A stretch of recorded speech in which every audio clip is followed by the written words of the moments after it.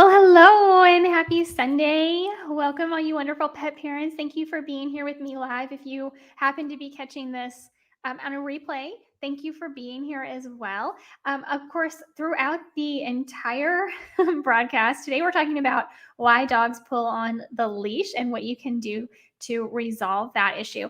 But um, we have a lot. We have a lot to go over, and I'm going to try to condense it down as much as possible. But throughout the whole live stream, you can post in the chat if you have any comments or questions. I'd love to let me know that you're here. I'd love to hear from you. Let me know about your pet. Let me know if you're having an issue with them pulling on the leash.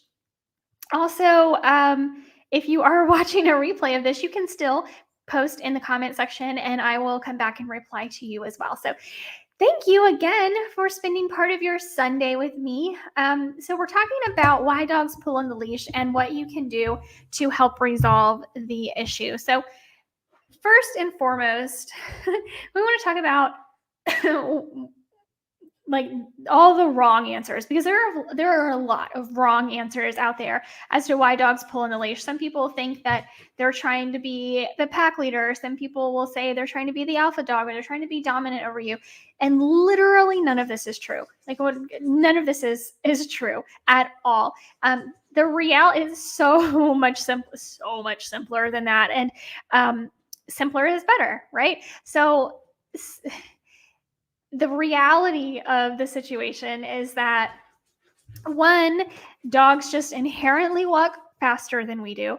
They also, they live in our homes with us, and we get out of the house a lot and they don't. So they're super excited. Like, their walks are incredibly enriching, just inherently, even if you're not intending them to be, or you don't even know what that means. That's okay. Your dog knows that getting out on a walk, being out in nature, or even if it's, maybe they don't see a ton of green, depending on where you live, it's still an enriching experience to them. They're really excited. So they inherently walk fast. And then on top of that, they're really excited about being outside. So all of this in combination, just, they walk faster than we do, and they pull. And really, the only way, the best way to combat this is to work with your dog to let them understand, help them understand that we would like for them to walk at a slower pace, more our pace. And that really, in a nutshell, is why dogs pull on the leash. Like, there's nothing sinister about it. They are not trying to one up you or be better than you, or show you that they're boss. In no way is that true. They are legitimately just living in the moment, excited about being outside, and inherently walk faster than we do. So, well, now that we've talked about why dogs do and why they don't pull on the leash, let's quickly talk about what we can do to help our dogs understand that we would like for them to walk at a slower pace, a pace more, you know, our pace, right? Because we walk slower than our dogs do. Even if you're a speed walker, you may walk slower than your dog does. So again, I do see people jumping in. If you are watching, I hope you take a moment to post in the chat. Let me know you're here. Let me know about you. Let me know about your pet and why you clicked on this video. If you have any comments or questions along the way, go ahead and post them as well. So we've already established that dogs just inherently walk quicker than us. And if you are part of the Patreon family, you got like the breakdown step-by-step guide this morning, because I wrote that all out for my Patreon followers. Carissa, hello, Carissa. Let me put your comment here on screen. It's almost like my dog wants to pee on all the plants. We go out in a field, basically. Yeah, well, first of all, nature is just exciting and enriching to our dogs. And when your dog pees on something, they're leaving their scent marker. So they are letting other dogs and animals in the area know that your dog has been there. In some instances, it could be, "This is mine." Uh, like, "This is mine, this is mine, I'm gonna mark it, I'm gonna put my scent on it, it's mine." But it could also just be letting other animals in the area know that your dog was there. So, all of the, there are lots of different ways that our animals leave scent markers, but with dogs, peeing on something is one of the primary ways that we are aware of them doing it.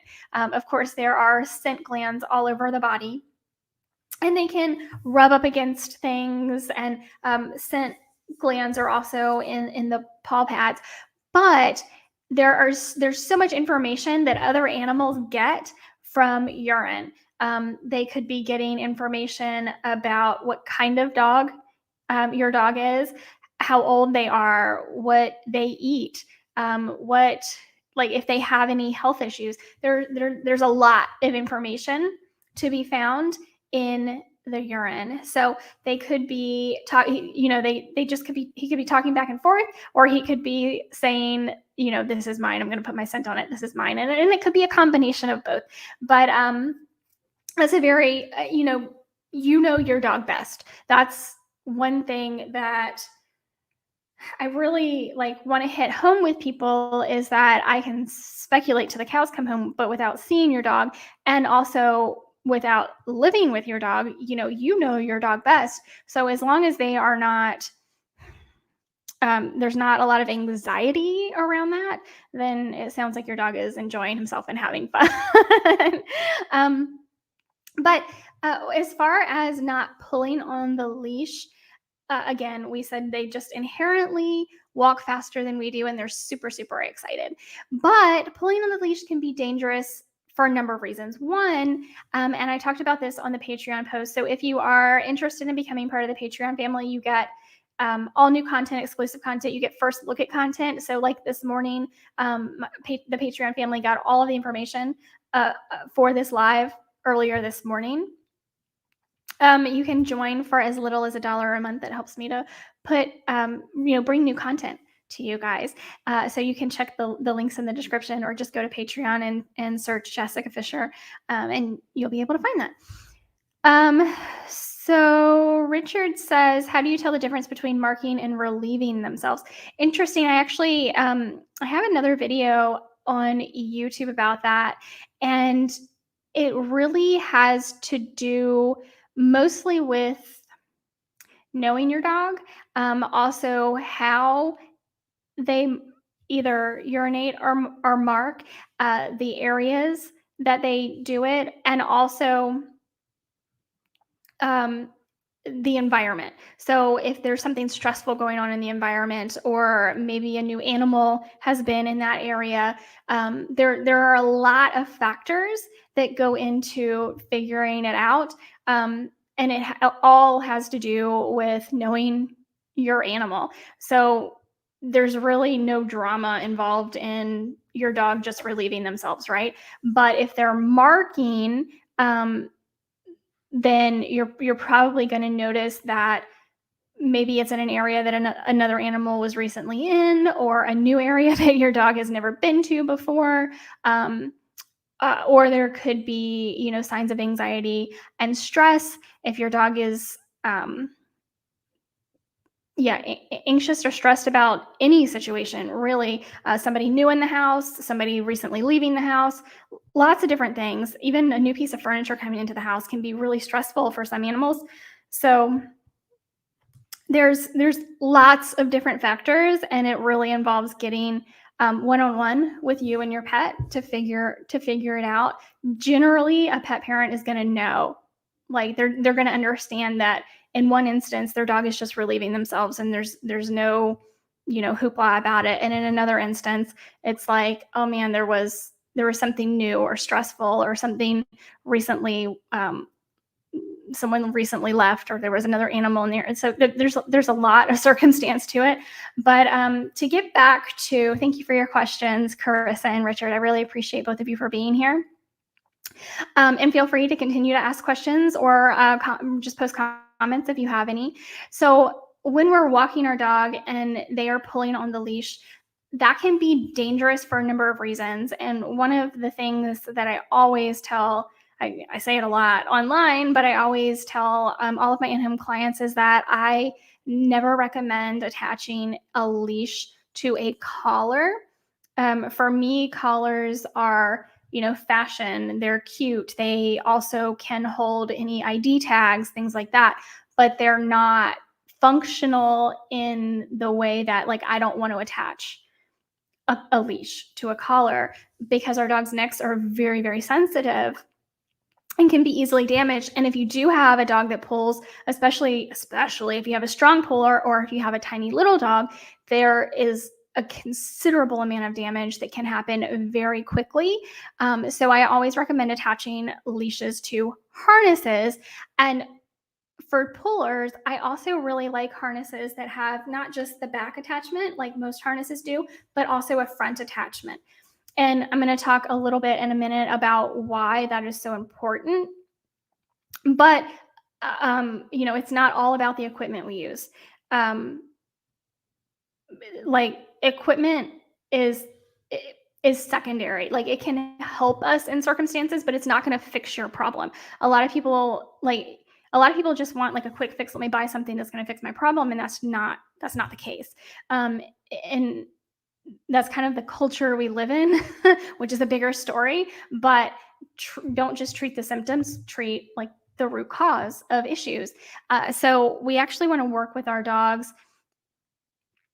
Everything we do with our dogs, everything we train with our dogs starts in the house because they're most comfortable in their home. They're most comfortable in their own environment. They're most comfortable, probably, well, where I was going to say the living room, but wherever you and your dog spend the most time, even though there's a lot of stuff in your home and maybe going on around your home, distractions are minimal because your dog is used to being there, right? Carissa says use a harness and try to keep 2 hands on it. Absolutely.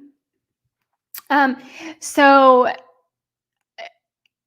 we always start training in the home. And the very first thing that you want to do with a puller, a dog who pulls on the leash, I call them pullers in case that wasn't apparent. And I apologize because I can do that sometimes, say things that like I say all the time that you may not understand. So if I do that, please let me know and I will happily explain.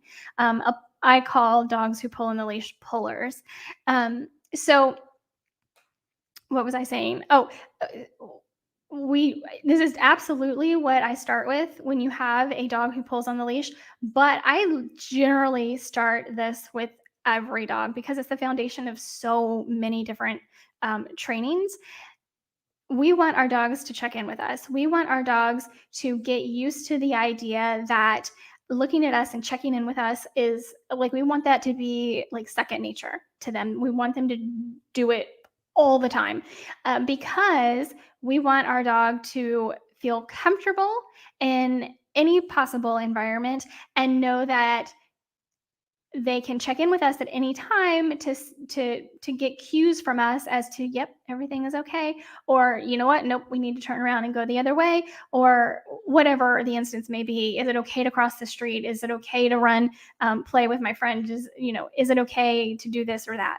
So teaching our dog to check in with us, and there are some really fun games that we can do. We can play with our dog. I like to make training as fun as possible for both the person and the dog because play is the best way to learn for all mammals, and dogs are no exception. So teaching our dog to check in with us is the very first thing that I'm going to teach, especially, well, any dog, but especially a dog who pulls on the leash. And then that's something that dogs pick up on really, really quickly because it's a really fun game for them. So in conjunction with that, we also do baby steps. And so if you haven't enrolled in the beginner dog training series, there is a link. So in the description, you can get to my link tree, and on my link tree, there is, you can get to the beginner dog training series. It's completely free for you. It's 19 videos where I go step by step with dogs, showing you, actually, I think with that series, I did it with my dog, how to do lots of different things for beginner dog training. And the check-in and loose leash walking are all in there. So keeping your dog at your side is important. It's an important skill for loose leash walking, and that's what we're teaching. So anytime there is a problem, a lot of people say, I want my dog to stop doing X, right? Well, that's not what we train for. We train for our dog to do something else instead. So we always look at the positive versus the negative. Okay, they're doing this and we don't want them to do this. So what do we want them to do instead? And that's what we train for. So we train for loose leash walking with, I mean, hopefully with all dogs, but especially if we have a strong puller, we want to double down on this. And we want our dog to be able to heel at our side, whether you call it a heel or not. And I rarely call it a heel, but that's technically what it is. And we get our dog to check in with us, to look up at us, and we reward and we reward and we reward. And that is getting really hard for me to say. I apologize over and over. It's a tongue twister. We reward and we take a little baby step and we get our dog to check in with us and heel by our side and take a baby step along with us and check in with us, and we reward that. And over time we take bigger steps and we go into different rooms of the house, and then we can either go into a fenced in backyard or take a long line outside with us, and we can continue the training outside and in different areas. And all the while, we need to remember to continue to walk our dogs. That's really, really important. But we need to understand that our dog hasn't learned how to properly loose leash walk yet. So don't be too hard on them or yourselves during training, until we can get outside. And then we can start implementing some of these same practices during a walk. I don't like all walks. Like, walks shouldn't be robotic for dogs, right? It's important that they stay by our side and not pull in the leash, but we should stop regularly and give them the chance to sniff and explore and do so safely. So, maybe if you go to a park or a big field, you're going to want to have your long line with you, so that your dog has a little bit more access to be able to sniff and do all the things and roll around and play and have fun safely while you are still training. So that really is basically what we want to do. I highly recommend you, if you haven't already gone through the beginner dog training series. Again, it is completely free and you can get to it through the link tree in my bio. But a couple of things I want you to take away from this is, one, there's nothing sinister about dogs pulling on the leash. They simply walk faster than us, just inherently, and they're really excited about the walk. Train with your dog regularly, often reward for the behavior you want to see in your dog, whether it is during a training session or you are just naturally capturing it. And train for your dog to walk calmly, take baby steps by your side. Help them understand that they need to be checking in with you regularly through playing games with them to check in with you. It's actually, I say this all the time, it's simple, but it's not easy because you have to put in the work. Train for the behavior you want, not we don't want to try to train away a behavior. We want to instead emphasize a behavior that we want. That's how conditioning works. We don't focus on it. It's the same as I'm reading a book called Atomic Habits. And anytime I read a book, I'm constantly talking about it to my husband. So he was joking with me earlier because he actually read the book like 5 years ago. But it's the same way when we are building a habit. We don't focus on the negative things we do. Instead, we focus on what the positives are and the positive ways in which we want to change. There's nothing like. You're not getting anywhere if you're focusing on the negative. We need to focus on the positive. So Richard says, what is your opinion of starting off leash in a narrow area, then build up and add the lead leash as time goes on? I have seen this work, by the way. So a narrow area. Like, are you inside? Are you outside? Of course, if you're inside the house, you can start without a leash and then add on the leash. I like to, if I'm working inside, I start with a dog inside the house.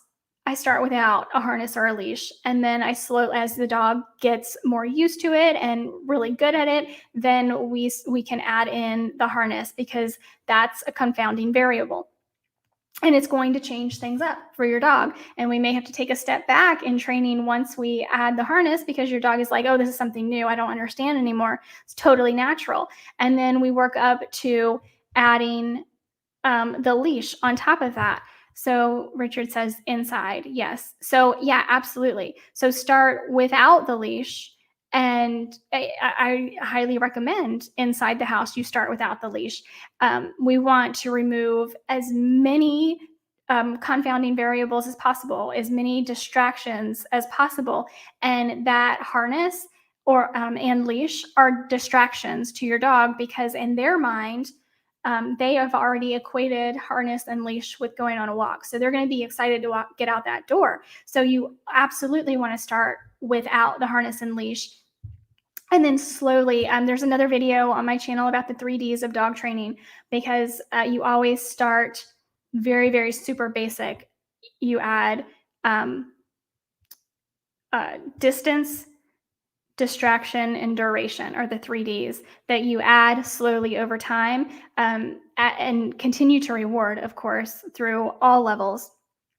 And over time, adding distance, distraction, and duration, your dog is going to continue to understand that, okay, this is the action or behavior that my person is asking of me, and I'm being rewarded for doing that action or behavior. And over time, okay, I need to be able to do this same thing in the living room, and in the bathroom, and in the master bedroom, and in the guest room, and in the backyard, and in the front yard, and in the park. So we slowly have to add in all of these layers for our dog. And that's how they learn. That's how we learn as well. But it's really, to me, so interesting to see how we really all learn in the same ways. We just take how we learn for granted. Because it kind of comes natural to us now as we're older. It's just, we know how to go through and do things.